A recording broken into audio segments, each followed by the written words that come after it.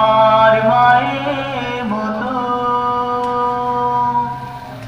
হীরা নাকি শুনি সবচেয়ে দামি, সারাক্ষণ করে ঝলমল,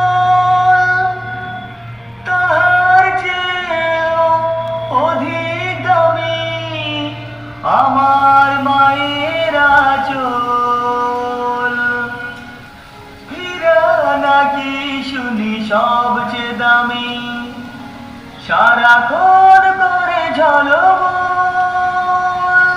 তাহার চেয়েও অধিক দামি আমার